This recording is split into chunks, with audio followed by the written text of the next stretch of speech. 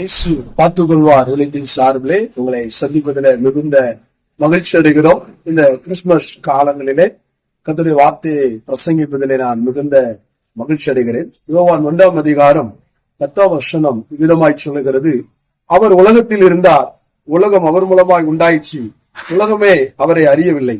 அவர் உலகத்தில் இருந்தார், உலகம் அவர் மூலமாய் உண்டாயிற்று, உலகமோ அவரை அறியவில்லை. ஆண்டவராய் இயேசு கிறிஸ்துவானவர் 2000 ஆண்டுகளுக்கு முன்பாக இந்த உலகத்திற்கு வந்திருந்தும் இன்னும் அநேகர் அவரை ஏற்றுக்கொள்ளாமல் இருக்கிறதே வசனம் சொல்லப்படுகிறது.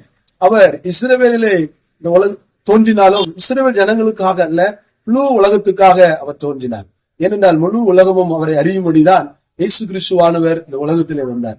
இதனால் யோவான் நிமிதமாக எழுதுகிறார், அவர் உலகத்திலே இருந்தார், உலகம் அவர் மூலமாய் உண்டாயிற்று, உலகமோ அவரை அறியவில்லை. இந்த உலகத்தை உண்டாக்கின ஆண்டவராகிய தெய்வம் கிறிஸ்துவாக இந்த உலகத்தில் வந்திருந்தும் இன்னும் அநேகர் அறியாமல் இருக்கிறார்கள். நீங்கள் அவரை அறிந்து கொள்வீர்களானால் அவருடைய அன்புடைய ஆழம் எவ்வளவு அருமையானது என்பதை நீங்கள் புரிந்து கொள்வீர்கள். பிரியமானவர்களே, இந்த கிறிஸ்து பிறப்பின் நாளிலே அவர் நமக்காக பிறந்தார். நம்முடைய பாவங்களை மன்னிக்க, அக்கிரமங்களை மன்னிக்க, நோய்களை நீக்க, நம்மளை விடுதலை பண்ண, நம்மளை ஆசீர்வதிக்க இந்த உலகத்தில் வந்தார் என்பதை அறிந்து கொள்ளுங்கள். கிறிஸ்துமஸ் காலங்கள் உங்களுக்கு ஆசீர்வாதமாக இருப்பதாக. கர்த்தர் உங்களை ஆசீர்வதிப்பாராக. God bless you.